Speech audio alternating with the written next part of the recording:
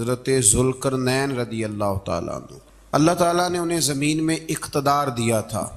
4 لوگ دنیا میں ایسے ہو چکے ہیں جنہیں اللہ تبارک و تعالیٰ نے پوری دنیا میں اقتدار دیا، ایک وقت میں پوری دنیا کا ایک ہی بادشاہ۔ 2 مسلمان تھے، 2 کافر۔ مسلمانوں میں حضرت سلیمان علیہ السلام اور جناب ذوالقرنین علیہ السلام، اور کافروں میں بخت نصر اور نمرود۔ یہ 2 لوگ ہیں جنہیں اللہ نے پوری دنیا میں اقتدار دیا، اور پھر اس کے بعد آنے والے وقت میں اللہ تعالیٰ امام مہدی کو سارا اقتدار عطا فرمائے گا پوری دنیا کا۔ حضرت ذوالقرنین کے بارے میں 2 روایات ہیں، ایک تو یہ ہے کہ وہ نبی تھے اور ایک یہ ہے کہ نہیں وہ ولی تھے، لیکن مجھے حضرت مولا علی شیر خدا رضی اللہ تعالیٰ عنہ کا قول ملا ہے جس میں آپ نے فرمایا کہ نہیں وہ نبی نہیں تھے، تو اس لیے میرا نظریہ یہی ہے کہ وہ اللہ کے ایک نیک بندے تھے۔ اللہ نے انہیں پوری زمین میں اقتدار دیا۔ وہ ایک مہم پہ نکلے، ان کا ارادہ بنا کہ میں ذرا دنیا کا چکر لگاؤں، تو انہوں نے سفر شروع کیا کہ میں دیکھوں ذرا سورج غروب کہاں ہوتا ہے۔ تو فرماتے میں پہنچا، بڑا گیا، لیکن میں اس مقام تک پہنچ گیا جہاں سورج غروب ہوتا ہے، تو پھر میں نے دیکھا کہ ایک سیاہ کنواں ہے جس کے اندر جا کے وہ چھپ گیا ہے، لیکن رب کریم کی اس حقیقت تک میں پہنچ سکا نہیں۔ پھر آپ فرماتے ہیں کہ میں آگے نکلا تو مجھے ایک قوم کے بارے میں بتلایا گیا جو بڑی خونخوار قوم تھی، بڑی خونخوار، اس کو یاجوج اور ماجوج کہا جاتا ہے۔ یہ قوم اتنی خونخوار تھی کہ یہ درندوں کو بھی کھا جایا کرتی تھی، اتنے لمبے چوڑے ان کے قد تھے، اتنے زیادہ طاقتور تھے کہ سانپ اور بچھو بھی کھا جاتے تھے۔ یہ نکلا کرتے تھے سبزے کے دنوں میں تو ساری کھیتیاں اجاڑ جاتے تھے، ہر چیز تباہ کر جاتے تھے، حتیٰ کہ انسانوں تک کو کھا جاتے تھے۔ تو حضرت ذوالقرنین جب وہاں پہنچے، اللہ تبارک و تعالیٰ نے انہیں ان مظلوم لوگوں کا مددگار بنایا جن پر یاجوج اور ماجوج کی قوم ظلم کرتی تھی۔ انہوں نے آپ سے کہا کہ حضور مہربانی فرمائیں، اس قوم سے تو ہماری جان چھڑائیں۔ آپ نے فرمایا تم میری مدد کرو۔ انہوں نے کہا حضور کس طرح؟ فرمایا بس جسمانی طور پر میری مدد کرو۔ تو آپ نے پھر وہاں ایک دیوار بنائی، لوہا کاٹ کر، سیسا پگھلا کر، پتھر ڈال کر ایک بڑی موٹی تازی دیوار بنائی، اور اتنی اونچی بنائی، اور پھر اس کے چاروں جانب آگ جلائی تاکہ وہ لوہا اس طرح پگھل جائے کہ وہ دیواروں کے ساتھ چپک جائے، تاکہ کوئی آدمی پیر رکھنا چاہے تو پیر رکھ کے اس پہ چڑھ نہ سکے۔ آپ نے وہ دیوار بنائی۔ اب اس قوم کا حال یہ ہوا کہ وہ اس کے اندر قید ہیں، وہ صبح جب اٹھتے ہیں تو اس کو توڑنا شروع کرتے ہیں، توڑتے رہتے ہیں، تو جب شام ہوتی ہے تو ان میں سے ہر روز ایک شخص کہتا ہے اتنی رہنے دو، باقی کل کریں گے، لیکن جب وہ سویرے اٹھتے ہیں تو اللہ تعالیٰ اس دیوار کو پھر سے مضبوط فرما دیتا ہے۔ نبی کریم علیہ السلام نے فرمایا قرب قیامت میں ایک وقت آئے گا، قیامت کے قریب جا کے ایک ٹائم ایسا آئے گا کہ اس مخلوق میں سے ہی ایک شخص پکارے گا اور پکار کے کہے گا کہ اب سو جاؤ انشاءاللہ۔ اللہ ان کی زبان پہ جاری کہے گا اب سو جاؤ اور سویرے انشاءاللہ یہیں سے شروع کریں گے۔ تو فرمایا وہ چونکہ انشاءاللہ کہیں گے تو پھر اللہ تبارک و تعالی اگلے دن اس دیوار کو وہیں پہ رکھے گا جہاں رات کو انہوں نے اسے چھوڑا تھا۔ اگلے دن وہ توڑیں گے تو دیوار ساری ٹوٹ جائے گی، اور پھر اللہ تبارک و تعالیٰ کا فضل ہوگا تو مسلمان کی طرف وہ بڑھیں گے، وہ قتل و غارت کریں گے، پھر سے وہی درندگی کریں گے۔ تو پھر حضرت عیسیٰ علیہ السلام ان کے لیے دعا کریں گے۔ تو دعا کا یہ حال ہوگا کہ ان کے وجود پر کچھ ایسی چیزیں برآمد ہوں گی جن کی وجہ سے وہ مر جائیں گے، ختم کر دیے جائیں گے، قیامت کے قریب جا کے وہ دوبارہ آئیں گے۔ اس کے بعد پھر اللہ تبارک و تعالیٰ نے سورہ کہف کی آخری آیات میں 7 سمندر اور ان جیسے اور بھی آ جائیں، فرمایا 7 سمندر ہوں اور ان جیسے اور بھی آ جائیں اور مل کر وہ روشنائی بن جائیں تو میرے رب کے کلمات ختم ہونے سے پہلے سمندر ختم ہو جائیں گے۔ اور آخری آیت میں اللہ تعالیٰ نے فرمایا کہ اے رسول صلی اللہ تعالی علیہ وسلم آپ کہہ دیجئے کہ میں تمہاری طرح ہی ایک بشر ہوں، انا بشر مثلکم، میں بھی تمہاری طرح ایک۔ اب مثلکم کا بہت سارے لوگوں نے ترجمہ اپنی طرح کا کر لیا ہے، حالانکہ حضور صلی اللہ تعالی علیہ وسلم نے فرمایا کہ بشر ہونے میں تمہاری طرح ہوں، رسول ہونے میں تمہاری طرح نہیں، اللہ کا حبیب ہونے میں تمہاری طرح۔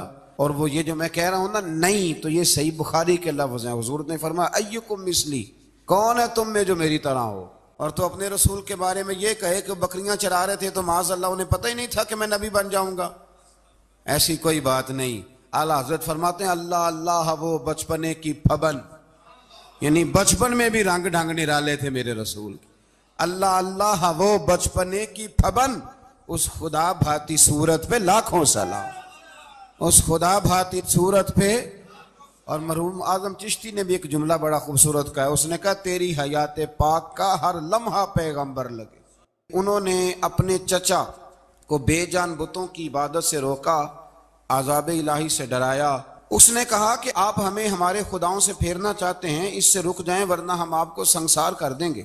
ابراہیم علیہ السلام نے کہا کہ میں آپ کے لیے اپنے رب سے استغفار کرتا رہوں گا، وہ مجھ پر بہت مہربان ہے۔ تو اللہ تبارک و تعالیٰ نے انہیں اسحاق علیہ السلام بیٹے اور یعقوب علیہ السلام پوتے کی بشارت دی، اور یہ بھی فرمایا کہ یہ دونوں نبی بھی ہوں گے۔ پھر آیت نمبر 51 سے لے کر 58 تک مختلف انبیاء کا ذکر ہے۔ اللہ تعالیٰ نے اس میں فرمایا کہ حضرت موسیٰ کو برگزیدہ رسول، نبی اور اللہ کا رازدار کہا گیا، اور حضرت ہارون کی نبوت کا بیان بھی ہوا، اور حضرت اسماعیل کو وعدے کے سچے، نماز اور زکوٰۃ کا حکم دینے والے رسول اور نبی اور اللہ کا پسندیدہ قرار دیا گیا۔ ادریس علیہ السلام کو صدیق نبی قرار دیتے ہوئے فرمایا کہ ہم نے ان کو بلند جگہ پہ بٹھایا ہے۔ کہاں ہے ادریس علیہ السلام؟ چوتھے آسمان میں بھی، اور جنت کا قول بھی ہے۔ دو روایتیں ان کے بارے میں ملتی ہیں، ایک تو یہ ہے کہ وہ حضرت ملک الموت سے ایک دفعہ کہنے لگے تو میرا یار نہیں بن جاتا؟ اللہ ہی بھلا کرے۔ حضرت اسرائیل کو کہنے لگے دوست بن جو، کہا بن جاتے ہیں، دوستی ہو گئی۔ فرمانے لگے یار موت کا ذائقہ کیسے چکھاتا ہے؟ کہنے لگا میں آپ کو چکھا دیتا ہوں۔ آپ کو موت کا ذائقہ چکھایا اور دوبارہ پھر روح ڈال دی، آپ اٹھ کے بیٹھ گئے۔ کہنے لگے دوزخ تو دکھا، نے وہ بھی دکھا دی۔ فرمایا جنت تو دکھا، جنت بھی دکھائی۔ تو کہنے لگا واپس چلیں، فرمانے لگے اب تو نہیں جانا۔ ہاں کیوں؟ فرمایا رب فرماتا ہے ہم فیہا خالدون، جو جنت میں آئے گا یہیں رہے گا۔ نے کہا جناب وہ تو پہلے موت کا ذائقہ چکھنا ہے، پل صراط جو دوزخ کے اوپر ہے وہاں سے گزرنا ہے۔ تو آپ فرمانے لگے یہ دونوں کام میں کر چکا ہوں اور تو نہیں کرائے ہیں، لہذا میں آ گیا ہوں تو میں نے یہیں پہ رہنا ہے۔ اب حضرت ملک الموت علیہ السلام نے عرض کی مالک یہ تیرا بندہ، فرمایا تیری دوست بھی اس کے ساتھ لگی تھی تو میری توفیق سے ہی لگی تھی، اور یہ یہاں تک آئے بھی میری توفیق سے ہی ہے، میرا ارادہ بن گیا انہیں یہاں رکھنے کا۔ میری طلب بھی تو تیرے کرم کا صدقہ ہے، میری طلب بھی تو تیرے کرم کا صدقہ ہے۔ یہ پاؤں اٹھتے نہیں بلکہ یہ اٹھائے جاتے ہیں، تو یہ بھی تو اس کا کرم ہوتا ہے نا کہ وہ کس طرح کر کے کسی کو نوازتا ہے۔ آیت نمبر 59 میں اللہ تعالیٰ کے فرما بردار اور سرکش بندوں کے احوال اور جو ان کے آخرت میں احوال ہوں گے ان کا ذکر کیا گیا ہے۔ آیت نمبر 66 میں بتایا گیا ہے کہ منکرین آخرت حیات بعد الموت کے بارے میں ہمیشہ شک میں مبتلا رہے۔ انہیں یقین ہونا چاہیے کہ مرنے کے بعد دوبارہ وہی خالق زندہ کرے گا جس نے پہلی بار بغیر کسی نام و نشان کے پیدا کیا۔ آیت نمبر 76 میں بتایا کہ جو لوگ گمراہی میں مبتلا ہیں ان کے ابتلا میں اضافے کے لیے مہلت کی مدت بڑھا دی جاتی، اور جو ہدایت یافتہ ہیں ان کو مزید استقامت نصیب ہوتی ہے۔ اللہ کے ہاں ثواب اور انجام خیر کے اعتبار سے باقی رہنے والی نیکیاں سب سے زیادہ بہتر، ایسی نیکیاں کریں جو باقی رہیں ہمیشہ، کیا کہتے ہیں صدقہ جاریہ۔ آیت نمبر 81 میں فرمایا کہ مشرکین اس امید پر اللہ کے سوا معبودان باطل کی عبادت کرتے ہیں کہ مشکل میں ان کی مدد کریں گے، فرمایا ہرگز نہیں، وہ ان کے دشمن بن کے عبادت کا انکار کریں گے۔ آیت نمبر 88 میں بتایا کہ کفار نے اللہ کی طرف اولاد کی نسبت کر کے نہایت سخت بات کی۔ یہ تو اتنا سنگین جرم ہے کہ اس سے آسمان پھٹ پڑے، زمین شک ہو جائے اور پہاڑ ریزہ ریزہ ہو جائیں۔ مزید فرمایا کہ آسمان اور زمین میں جو کوئی بھی ہے سب اللہ کے حضور بندے بن کے حاضر ہوں گے۔ آیت نمبر 97 میں فرمایا جو لوگ ایمان لائے اور نیک کام کیے عنقریب رحمان لوگوں کے دلوں میں ان کی محبت پیدا فرما دے۔ یہ جو شرک والا معاملہ ہے نا یہ بڑا سادہ سا ہے۔ کچھ لوگ آج نئے فلسفی اٹھے ہیں تو وہ کچھ عجیب و غریب سی باتیں دہریوں جیسی کرنے لگے ہیں، اور بعض مضامین ہم دیکھتے ہیں تازے جو چھپتے ہیں ان کے اندر بھی وہ اشارتاً کنایاتاً مذہب کی بنیاد پر تقسیم نہیں ہونی چاہیے، انسان بحیثیت انسان قابل تکریم ہے۔ تو ایک بات سمجھ لیں کہ جو مکان کی رجسٹری آپ کے نام ہے اگر کوئی اور دعویٰ کرے اس کا تو آپ کو برداشت ہے؟ یہ ہو نہیں نہ سکتا میاں۔ ملک میں وزیر کئی ہو سکتے ہیں پر وزیر اعظم ایک ہوتا ہے، اس کو سمجھ لیں۔ تو جب اللہ کی توحید میں کسی کو شریک ٹھہراتا ہے تو وہ بہت بڑا جرم کرتا ہے، وہ بہت بڑا جرم کرتا ہے۔ یوں سمجھ لیں کہ جیسے آپ کی 5 مرلے کی زمین پہ کوئی آ کے قبضہ کرے، اسے مار دینے کو دل کرتا ہے۔ اس لیے یہ ساری زمین رب کریم کی ہے، آسمان و زمین کا خالق اور مالک۔ تو شرک ناپسندیدہ بات، ناپسندیدہ۔ سورہ طٰہٰ شروع ہوتی ہے۔ اس سورہ طٰہٰ میں نبی پاک صلی اللہ تعالی علیہ وسلم کو رب کریم نے فرمایا کہ محبوب قرآن اس لیے نازل نہیں کیا تھا کہ آپ مشقت میں پڑ جائے۔ نبی کریم لمبی لمبی نمازیں پڑھتے تھے، لمبی لمبی۔ تو قرآن مجید نے کہا طٰہٰ ما انزلنا علیک القرآن لتشقی، محبوب قرآن اس لیے نازل نہیں کیا کہ آپ مشقت میں پڑ جائیں۔ حضور لوگوں کو بڑی جد و جہد کے ساتھ دین کی طرف بلاتے تھے، تو کہا محبوب قرآن اس لیے نازل نہیں کیا تھا کہ آپ مشقت میں پڑ جائیں، آپ تو مشقت کرنے لگ گئے۔ وہ یا رب اپنے محبوب کو کہہ رہا ہے، جیسے سورہ مزمل میں بات ہوئی نا کہ محبوب تھوڑا آرام بھی فرما لیا کر، محبوب تھوڑا آرام بھی فرمائے۔ پھر فرمایا کہ یہ قرآن نصیحت کے لیے نازل ہوا ہے، اور اللہ ظاہر و باطن سب کو جانتا ہے، اور وہ وحدہ لا شریک ہے، اور سارے اچھے نام اسی کے ہیں۔ آیت نمبر 10 میں فرمایا کہ مدین سے واپسی کے سفر کے دوران موسیٰ علیہ السلام اس واقعے کا بیان کیا کہ وہ اپنی جگہ پر رکے ہوئے تھے، تو وہیں انہیں غیب سے ندا آئی کہ اے موسیٰ میں آپ کا رب ہوں، آپ وادی مقدس میں ہیں تو ادباً اپنے جوتے اتار دیجئے، میں نے آپ کو چن لیا ہے، میرے پیغام وحی کو توجہ سے سنیے، میں اللہ وحدہ لا شریک ہوں، میری بندگی کیجیے، میری یاد کے لیے نماز قائم کیجیے، قیامت آنے والی ہے، اسی کی طرف آپ توجہ فرمائیے۔ اسی موقع پر آپ کو جو معجزات عطا کیے گئے ان کا بھی ذکر ہے، اور وہ ہم پیچھے بہت ساری جگہوں پہ اس کا ذکر کر آئے کہ اللہ تعالیٰ نے ان کو ایک ایسا عصا عطا فرمایا تھا کہ وہ ایک دم میں ہی بہت بڑا اژدہا بن جایا کرتا تھا، اور پھر حضرت سیدنا موسیٰ علیہ السلام اپنا ہاتھ گریبان میں ڈال کے نکالتے تھے تو آفتاب کی طرح روشن ہو جاتا تھا۔ اقبال کہتے ہیں ید بیضا لیے بیٹھے ہیں اپنی آستینوں، ید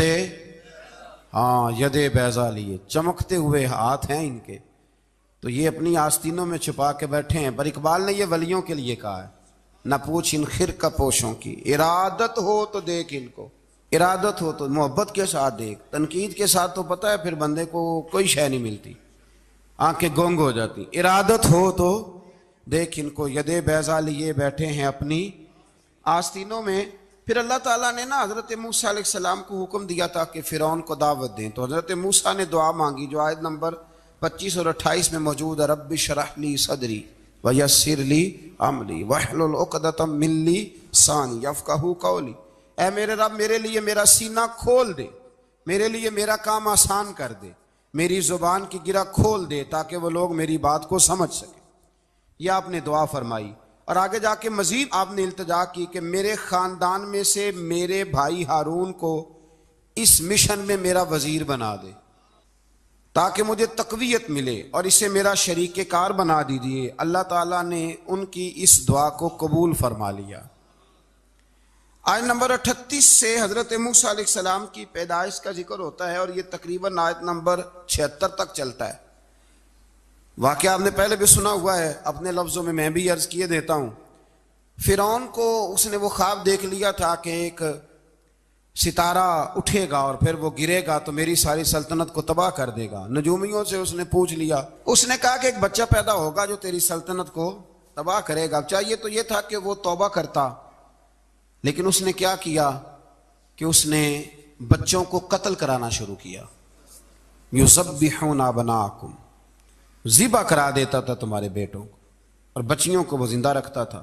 اللہ تبارک و تعالیٰ کی قدرت دیکھیے، رب بڑا ہی کریم ہے۔ آپ یقین کریں مولا کے دینے کے انوکھے ہی انداز ہیں۔ یعنی حضرت موسیٰ کوہ طور کے پاس آگ لینے جائیں تو اللہ تبارک و تعالیٰ پہلی وہی فرما کے نبی بنا لے۔ بھائی حضرت یوسف کو کنویں میں ڈالے تو رب وہاں سے نکال کے مصر کا حکمران بنا دے۔ وہ بڑا ہی بے نیاز ہے، مولا کے دینے کے انداز بڑے ہی انوکھے ہیں، وہ بڑے انوکھے انداز میں نوازتا ہے۔ تو حضرت موسیٰ جب پیدا ہوئے تو ان کی والدہ نے پتہ کیا کیا، ان کو ایک صندوق میں بند کر کے دریا میں بہا دیا۔ اب دریا میں بہتے جا رہے ہیں تو ماں تھی تو پریشان بھی ہو گئی، ان کی ہمشیرہ کو کہنے لگی ذرا دھیان رکھنا کدھر جاتے ہیں۔ حضرت موسیٰ علیہ السلام دریا میں بہتے بہتے نا فرعون نے نا دریا کے کنارے مکان بنایا ہوا تھا. آپ کو پتہ ہے بادشاہوں کا ذوق ہوتا ہے. آج کل ہمارے جو حکمران ہیں انہوں نے اس کا نام فارم ہاؤس رکھا ہوا ہے, میرا فارم ہاؤس, اور پرانے زمانے میں لوگ ڈیرا کہتے تھے. تو اس نے بھی اس طرح کا فارم ہاؤس بنایا ہوا تھا. وہاں پہ حضرت موسیٰ علیہ السلام تیرتے ہوئے تابوت کے اندر, صندوق کے اندر جا رہے ہیں. فرعون اور ان کی بیوی حضرت آسیہ بے اولاد تھیں, بڑی تڑپ تھی بیٹے کی, وہ بھی وہاں کھڑی تھی. صندوق تیرتا ہوا آیا تو فرعون نے کہا کہ جاؤ پکڑ کے لاؤ دیکھو کیا ہے. جب وہ لے کے آئے نا تو آپ کی ہمشیرہ جو نگرانی کر رہی تھی پریشان ہو گئی کہ یہ تو اس کے ہاتھ لگ گئے, یہ تو اب مار ڈالے گا. لیکن جب خوبصورت اور چمکتا ہوا بچہ دیکھا تو بی بی آسیہ کہنے لگی یہ بنی اسرائیل کا ہے ہی نہیں, یہ تو پتہ نہیں کہاں سے بہتا ہوا یہاں آ گیا ہے, تو ایسے ہی چھوڑ, یہ پتہ نہیں کہاں سے رکھ نہ لیں. تو حضرت موسیٰ علیہ السلام وہ کہنے لگا نہیں انہی کے ہیں, موسیٰ علیہ السلام اسی کے ہیں. تو آسیہ کہنے لگی تیرے تو سر پہ نا بس بھوت ہی سوار ہو گیا, ہر وقت وہی لوگ تجھے یاد رہتے ہیں, پتہ نہیں کہاں سے بہ کے آیا. اب رکھ لیا, مان گیا فرعون. آپ فرعون کے گھر میں جو اس لیے بچے مروا رہا تھا کہ میری سلطنت حضرت موسیٰ پیدا نہ ہو جائیں, تو اسی کے گھر میں پرورش پانے لگے, اسی کے گھر میں. اب عورتیں منگائیں گئی دودھ پلانے کے لیے, تو حضرت موسیٰ علیہ السلام کسی بی بی کا دودھ نہیں پیتے, تو آپ کی ہمشیرہ نہ وہیں دائیں بائیں گھومتی رہتی. تو کہنے لگی جناب آسیہ سے کہ میں ایک بی بی کو جانتی ہوں, بڑی صاف ستھری ہے, مجھے امید ہے یہ بچہ اس کا دودھ پیے گا. تو فرعون کہنے لگا دوڑ کے لا. تو وہ اپنی والدہ کو لے کے آئیں تو حضرت موسیٰ نے فوراً دودھ پینا شروع کر دیا. فرعون کو پھر تھوڑا شک ہوا. ایک روایت یوں بھی لکھی ہے بعض لوگوں نے کہ فرعون ایک دن اٹھایا ہوا تھا حضرت موسیٰ کی, ابھی تھوڑی سی عمر تھی, تو آپ نے اس کی داڑھی پکڑ کے تو ایک گھونسا دے مارا. جلالی تو شروع سے ہے نا. تو کہنے لگا آسیہ تو مان نہ مان, یہ بچہ وہی ہے.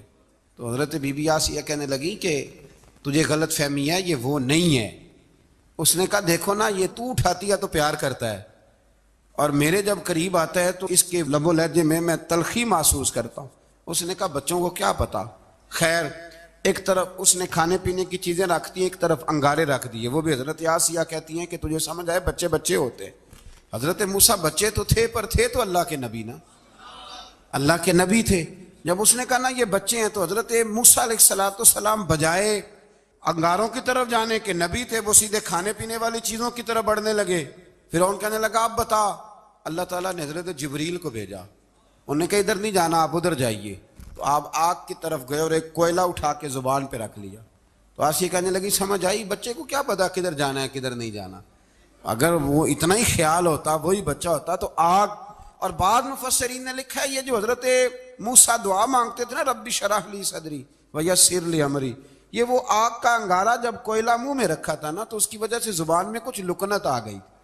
تو آپ دعا کرتے تھے کہ یا اللہ میری زبان کی وہ بند گرا کھول دے, تاکہ میں کھل کے فرعون کے سامنے بات کر سکوں. وہیں حضرت موسیٰ پلنے لگے, وہیں پلے, وہیں جوان ہوئے, وہیں اللہ نے ساری دولتیں دی. بہن بھی ملی, ماں بھی ملی, اور سارے عزیزوں کا پیار بھی ملا.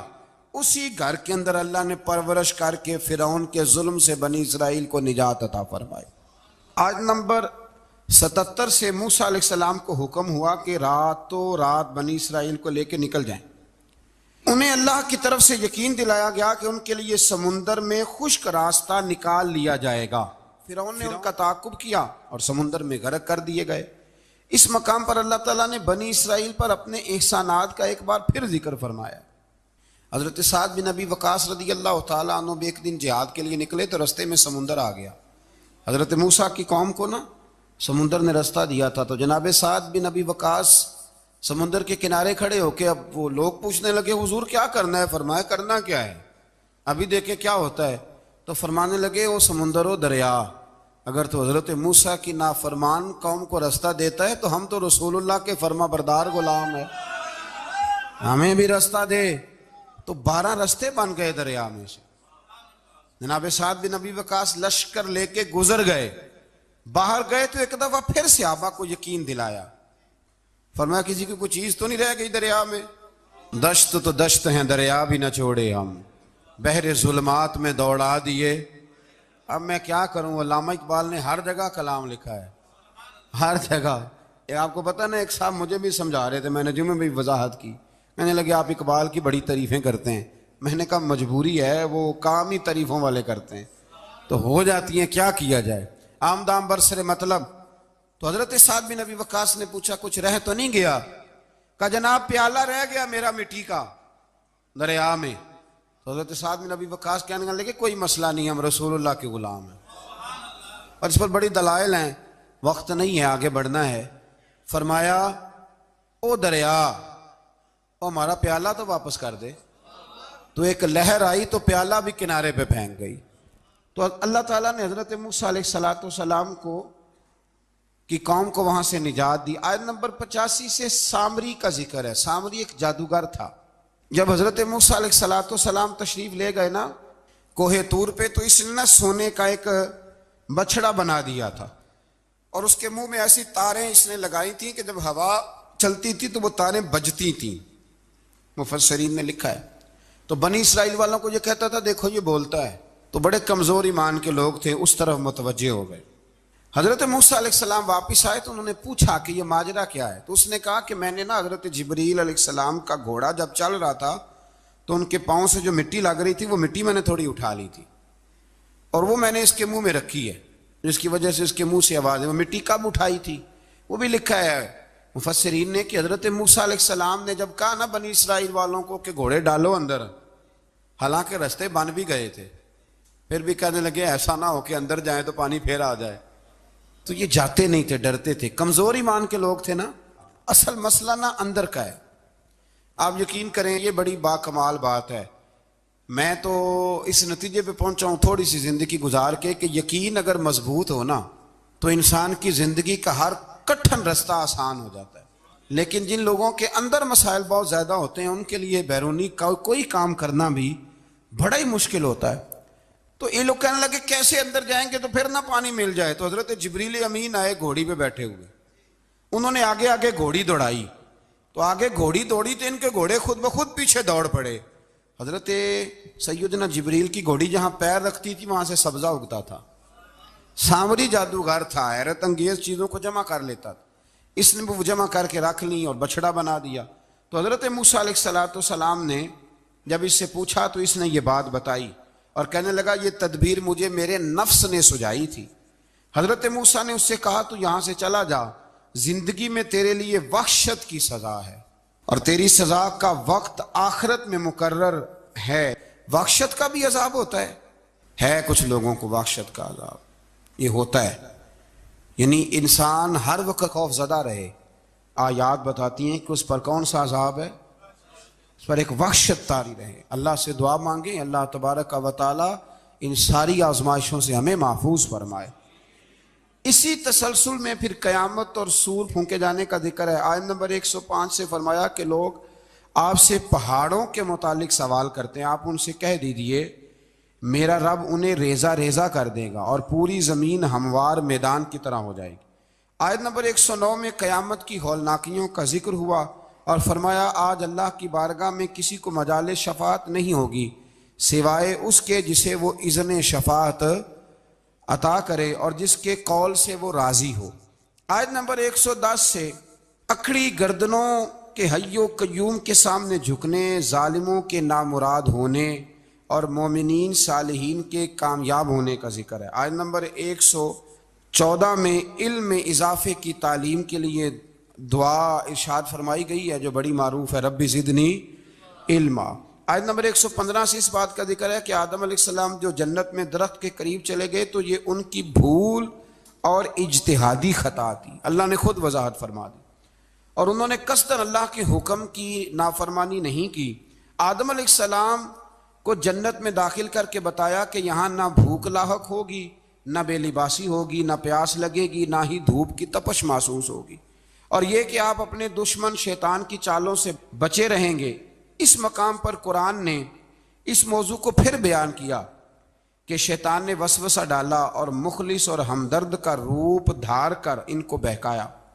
انہوں نے ممنوع درخت سے کھا لیا سو ان کے ستر کھل گئے اور جنت کے پتوں سے اپنے ستر کو ڈھانپنے لگے. پھر اللہ نے ان کی توبہ قبول کی اور جنت سے زمین پر بھیج دیا۔ آیت نمبر 124 سے اللہ تعالیٰ نے فرمایا جو ہماری یاد سے غافل رہے گا ہم اس کے لیے معیشت تنگ کر دیں گے، وَمَنْ أَعْرَضَ عَنْ ذِكْرِي فَإِنَّ لَهُ مَعِيشَةً ضَنْكًا، جو ہماری یاد سے غافل ہوگا اس کے لیے زندگی اس پر اللہ تبارک و تعالیٰ ہر وقت اپنی یاد کی توفیق عطا فرمائے۔ آیت نمبر 130 سے اللہ تعالیٰ نے ارشاد فرمایا ان کی باتوں پر صبر کیجیے، سورج کے طلوع اور غروب ہونے سے پہلے اپنے رب کی حمد کے ساتھ تسبیح پڑھتے رہیے، اور رات کے بعض اوقات میں اور دن کے حصوں میں بھی تسبیح پڑھتے رہیے، تاکہ آپ کا رب راضی ہو جائے اور آپ بھی راضی ہو جائیں۔ مزید فرمایا کہ اپنے اہل خانہ کو نماز کا حکم دیں اور خود بھی نماز پر قائم رہیں، اور نیک انجام صرف تقوی پر کاربن لوگوں کے لیے۔ لوگ کیا کہیں گے؟ لوگوں کے لیے الزام لگانا، پروپیگنڈا کرنا بڑا ہی آسان کام ہے۔ دو ہی تو کام دنیا میں آسان ہے، ایک بدگمانی کرنا اور ایک غیبت کرنا، اور اتنا مزیدار کام ہے کہ آپ ساری دیہڑی کرائیں، کوئی بندہ تھکنے کو تیار معاذ اللہ ثم معاذ اللہ سارا دن۔ اور اگر آپ کہیں کہ اللہ کا ذکر کرو، تسبیح لے لو، صرف 500 دفعہ درود شریف پڑھ لو، تو پھر کیا بنے گا؟ کام یاد آ جائے گا، بہت سارے لوگوں نکل لیں گے۔ کبھی کبھی کچھ چیزیں بڑی یاد رہ جاتی ہیں۔ ایک شاعر نے ایک شعر کہا تھا، میری تھوڑی سی شعری ذوق ہے تو مجھے دلچسپی ہے، رہ جاتی ہیں کچھ باتیں ذہن میں۔ ایک دفعہ ہمارے ایک دوست کے بارے میں کچھ پراپوگنڈا ہونے لگا، تو میں نے انہیں ایک شعر لکھ کے بھیجا، مجھے یاد تھا، میں نے ایک شعر لکھا۔ کسی شاعر نے کہا تھا کہ مخلوق تو فنکار ہے اس درجہ کے پل بھر میں، سنگے در کعبہ سے بھی اصنام تراشے۔ کعبے کے اندر سے مٹی لے کے لوگ بت بنا لیتے ہیں اور اللہ کا شریک بناتے ہیں۔ تو کہنے لگا شاعر کہ مخلوق تو فنکار ہے اس درجہ کے پل بھر میں، سنگے در کعبہ سے بھی اصنام تراشے، تم کون ہو کیا چیز ہے داغ کبابی، لوگوں نے تو مریم پہ بھی الزام تراشے۔ لوگ تو منٹ لگاتے ہیں، وہ جو رہی مسجد میں، پلی مسجد میں، لوگوں نے الزام لگانے کا وقت آیا تو الزام لگا دیا، سید عائشہ صدیقہ پہ لگا دیا، صدیق کی بیٹی اور صدیقہ۔ آپ سوچ سکتے ہیں کہ لوگ کہاں تک جاتے ہیں اور باتیں کہاں تک پہنچتی ہیں۔ تو یہ میرے رب کریم کا فضل اور کرم ہے کہ جناب مریم کی برات کا اعلان بھی قرآن نے کیا، اور حضرت عائشہ صدیقہ کی برات کا اعلان بھی قرآن پاک نے فرمایا، یہ بھی قرآن مجید نے فرمایا ہے۔ اور کل پرسوں بھی بات ہو رہی تھی حضرت یوسف علیہ السلام کی، تو الزام تو لگتے رہتے ہیں۔ تو میں نے اس دن بھی سوال کیا تھا، پھر دہراتا ہوں کہ غلطی کیا تھی حضرت یوسف کی؟ کبھی کنواں اندھیرا، کبھی بھائیوں کے تھپڑ، کبھی مصر کا بازار، اور ذرا سوچو تو صحیح، جب بولیاں لگتی ہیں انسان کی تو کیا حال ہوتا ہے۔ اور پھر ذرا یہ بھی تو دیکھو نا کہ جب زلیخا نے الزام لگایا تو پھر کیا حال ہے، اور پھر 12 سال کی جیل پر رب فرماتے ہیں شانیں میں نے یوسف کو ہی عطا فرمائی۔ تو حضرت مریم سلام اللہ علیہا جب وہ بیٹا لے کے گئی ان کے پاس، تو انہوں نے کہا یہ کہاں سے آ گیا؟ آپ فرمانے لگی میں نے تو چپ کر روزہ رکھا ہوا ہے، اسی سے پوچھ لو یہ کہاں سے آیا ہے، یہی بتائے گا۔ پنگوڑے میں تھے حضرت عیسیٰ علیہ السلام، پنگوڑے میں۔ تو قرآن مجید کہتا ہے کہنے لگے قال انی عبد اللہ، حضرت عیسیٰ بولے اور بول کے کہنے لگے میں اللہ کا بندہ ہوں، اور آتانی الکتاب، خالی نہیں آیا، کتاب ساتھ لے کے آیا ہوں، وجعلنی نبیا، اور اس نے مجھے نبی بنا کے بھیجا ہے۔ تو حضرت عیسیٰ علیہ السلام پنگوڑے میں ہیں تو کلام فرما رہے ہیں، اپنے نبی ہونے کا اعلان فرما رہے ہیں۔ اب اس بندے کے قریب جا کے اس سے سوال کرنے کو دل نہیں کرتا جو نبی پاک کے بارے میں کہتا ہے 40 سال کے بعد نبی بنے۔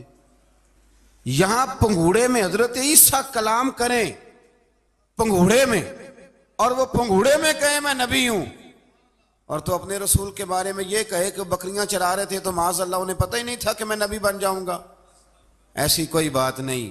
اعلیٰ حضرت فرماتے ہیں اللہ اللہ وہ بچپنے کی پھبن، یعنی بچپن میں بھی رنگ ڈھنگ نرالے تھے میرے رسول۔ اللہ اللہ وہ بچپنے کی پھبن، اس خدا بھاتی صورت پہ لاکھوں سلام، اس خدا بھاتی صورت پہ۔ اور مرحوم اعظم چشتی نے بھی ایک جملہ بڑا خوبصورت کہا ہے، اس نے کہا تیری حیات پاک کا ہر لمحہ پیغمبر لگے۔